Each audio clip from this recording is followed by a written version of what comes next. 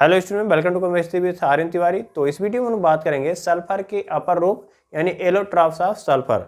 तो सल्फर के जो है वैसे देखा जाए तो कई अपर रूप होते हैं, लेकिन जिसमें से कुछ महत्वपूर्ण है उसे हम लोग पढ़ेंगे। ठीक है, जैसे आपका है यहाँ पर देखिए, आपका रोम्बिक सल्फर है या आपका अष्टफलकीय सल्फर या इसी को क्या कहते हैं, अल्फा सल्फर कहते हैं। तो पहला जो सल्फर हम लोग पढ़ेंगे वो है रोम्बिक सल्फर या अष्टफलकीय सल्फर या अल्फा सल्फर इसे कहेंगे। अब ये बनाया कैसे जाता है, तो सल्फर को क्या करते हैं, किसी पात्र में रख लेते हैं और पात्र में रख करके क्या करते हैं, उसे हम वाष्पित करते हैं। यानी क्या करते हैं, सल्फर लेते हैं इसमें, और सल्फर लेने के बाद इसमें कार्बन डाइसल्फाइड लेते हैं। क्या है, कार्बन डाइसल्फाइड। तो कार्बन डाइसल्फाइड जानते हैं क्या होता है, ये नॉन पोलर विलायक होता है, नहीं कह सकते हैं कि अध्रुवीय विलायक होता है, जिसकी वजह से सल्फर को ये घोलता है।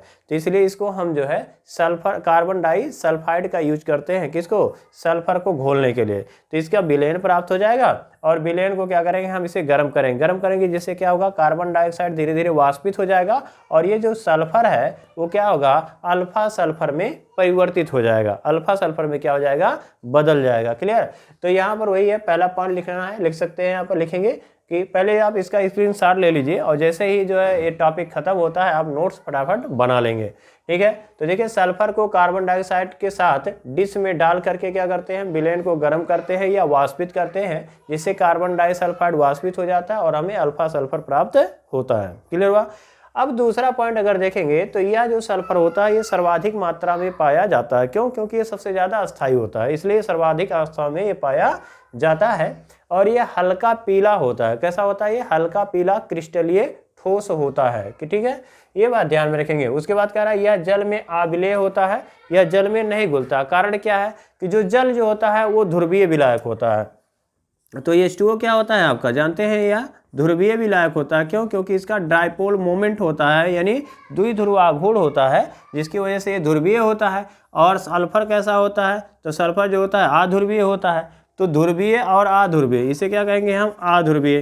तो अध्रुवीय होने के कारण ध्रुवीय में ये घुलेगा नहीं। क्यों, क्यों कहता है लाइक डिजॉल्व लाइक, यानी जैसे को तैसा घुलेगा। जैसे मान लो गधा बच्चा है तो गधे के साथ रहेगा, जो अच्छा बच्चा है वो अच्छे के साथ रहेगा। क्लियर हुआ।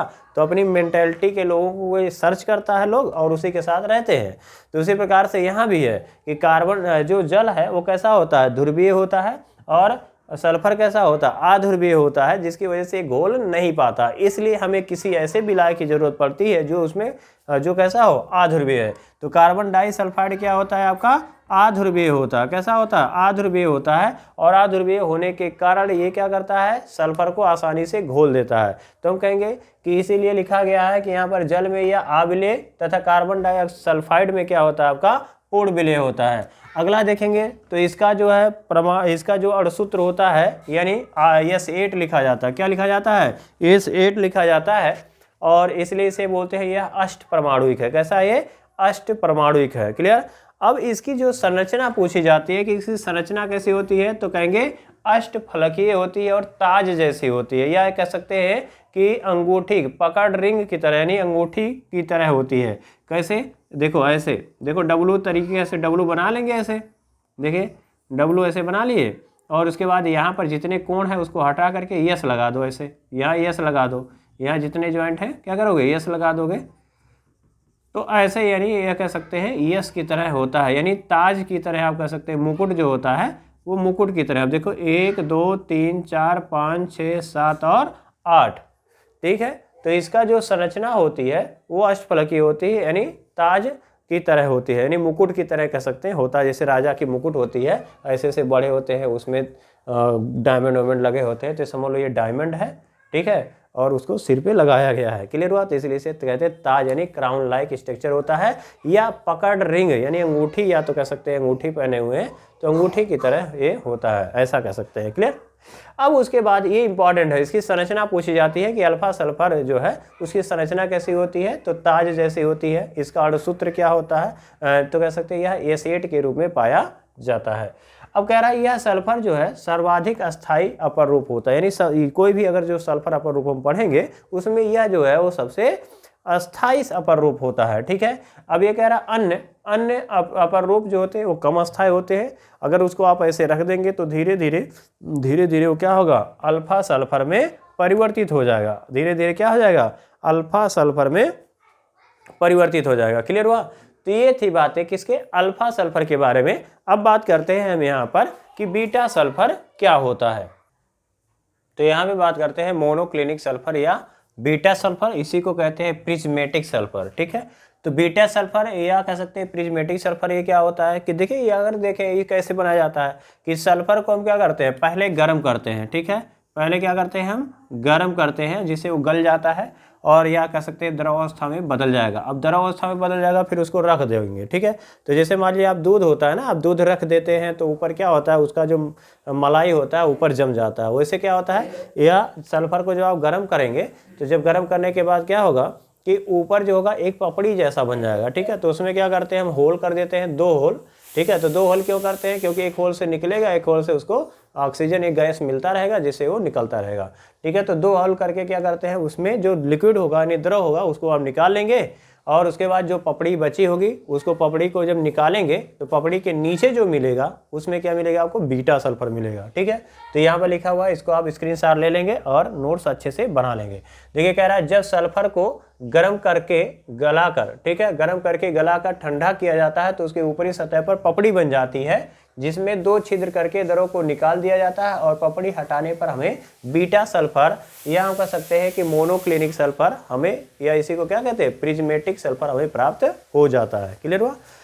अब तो उसके बाद जो है इसके कुछ हम बारे में, अगर गुणों के बारे में बात करें तो यह जो है सल्फर यह 95.6 डिग्री सेल्सियस के ऊपरी ताप पर यह अस्थायी होता है, लेकिन ताप अगर घटेगा तो ये फिर से जो सल्फर होगा यानी बीटा जो सल्फर होगा फिर से क्या होगा, अल्फा सल्फर में परिवर्तित होने लगेगा। क्लियर?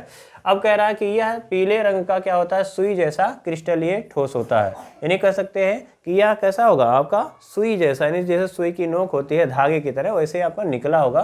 तो इसे कहेंगे कि यह जो है पीले रंग का यानी हल्का पीला रंग का होगा और जैसा क्रिस्टलीय ठोस होता है।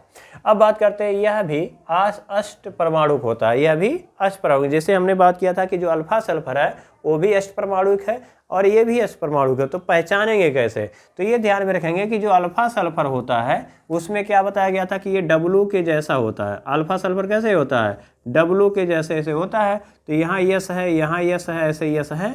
क्लियर? ऐसे तो होता क्या है कि हम समझेंगे कि ये एक डब्लू है, ऐसे एक अणु।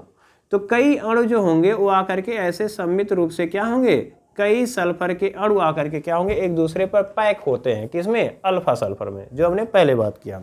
अब बीटा सल्फर में क्या होता है, जब आप इसको गर्म कर देते हैं ना तो जो ये इसकी जो समिति होती है वो बदल जाती है। होता क्या है कि ये जो डब्लू है ना, पहले कई डब्लू ऐसे आके इकट्ठा हो जाएंगे, ऐसे ऐसे था आपका, लेकिन अब इसमें क्या होगा कि एक डब्लू यानी ऐसे ऊपर होगा, यानी ऐसे एस 8 के रूप में, तो दूसरा वाला क्या होगा, ऐसे नीचे होगा, ऐसे ऐसे। क्लियर बनेगा? तो हम ये कह सकते हैं कि ये जो है ऐसे इसकी समिति क्या हो जाती है, उलट जाती है। एक ऊपर होगा फिर दूसरे नीचे हो जाएगा।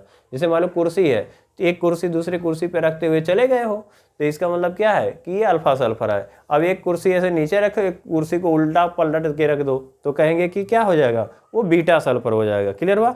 तो बीटा सल्फर की जो समिति होती है यानी सिमेट्री होती है, स्ट्रक्चर होता है, वो थोड़ा सा डिफरेंट होता है। और ये इसका बात करेंगे कि अगर यहाँ देखिए यस आर, आर मतलब रोम्बिक सल्फर, रोम्बिक सल्फर को हम अल्फा सल्फर कहेंगे। तो अल्फा अगर हमारे पास सल्फर है उसको अगर हम 95.6 डिग्री सेल्सियस पर क्या करते हैं, गर्म कर देते हैं, तो ये एसियम यानी मोनोक्लिनिक में बदल जाता है, यानी बीटा सल्फर में क्या हो जाता है, वो बदल जाता है। अगर फिर क्या होगा, ये इसमें बदलता रहता है। ठीक है, तो ये कह सकते हैं अल्फा सल्फर बीटा सल्फर में, और बीटा सल्फर जो होगा वो अल्फा सल्फर में परिवर्तित होता रहेगा। लेकिन अगर टेम्परेचर आप बढ़ा देते हो तो ये जो अल्फा सल्फर होगा वो बीटा सल्फर में परिवर्तित हो जाएगा और वो अस्थायी होगा। लेकिन टेम्परेचर डाउन करोगे तो धीरे धीरे ये क्या होगा, अल्फा सल्फर यानी बीटा सल्फर किस में चला जाएगा, अल्फा सल्फर में चला जाएगा। क्लियर? तो ये हमने देख लिया मोनोक्लिनिक सल्फर या बीटा सल्फर। अब बात करते हैं एंजल सल्फर क्या होता है। तो एंजल सल्फर जो है इसको कैसे बनाते हैं, तो देखिए यहाँ पर Na2H2O3 के विलयन को क्या करते हैं हम, HCl इसका विलयन लेते हैं और यहाँ पर HCl के साथ मिला करके क्या करते हैं हम, गर्म करते हैं। जिससे क्या होता है आपका जो सल्फर प्राप्त होगा उसको हम अगर टॉलुइन के साथ निष्कर्षित करते हैं, यानी टॉलुइन के साथ उसका निष्कर्षण कर लेते हैं, तो हमें एंजल सल्फर मिल जाएगा। क्या मिल जाएगा, एंजल सल्फर मिल जाएगा। और एंजल सल्फर का जो अणुसूत्र होता है ये याद रखेंगे क्या होता है, S6 होता है। क्या होता है आपका, S6 होता है, ठीक है। और इसकी संरचना कुर्सी जैसी होती है, इसीलिए इसे एंजल कहा गया। क्यों, देखिए इसकी संरचना कैसी होगी, एक कुर्सी की तरह ऐसे होगा, देखिए जैसे दादी जी की कुर्सी होती है, ऐसे ऐसे बैठे हुए हैं। तो यहाँ पर है आपका दादी जी, ऐसे, क्लियर हुआ। तो आप कह सकते हैं ये क्या है, एंजल की तरह क्या होगा, ये होगा, ठीक है। तो हम कह सकते हैं यहाँ पर क्या होगा, ये आपका सल्फर, यहाँ सल्फर होगा, यहाँ सल्फर होता है, यहाँ सल्फर होता है, यहाँ सल्फर और यहाँ सल्फर। तो इसी को कहते हैं एंजल सल्फर। लेकिन ये एंजल सल्फर जो होता है बहुत ही ज़्यादा अस्थायी होता है, बहुत ही ज़्यादा क्या होता है, अस्थायी होता है। और इसी को हम साइक्लो सल्फर भी कहते हैं। क्या कहते हैं इसे, साइक्लो सल्फर भी कहते हैं। तो ये हो गया बात आपका जो एनसीईआरटी में जितने सल्फर दिए थे उसके बारे में। और भी बहुत सल्फर है, जैसे मान लीजिए आपका दुग्ध सल्फर है, गामा सल्फर है, ठीक है। तो इस टाइप से आपको कई सल्फर आपको देखने को मिलेंगे।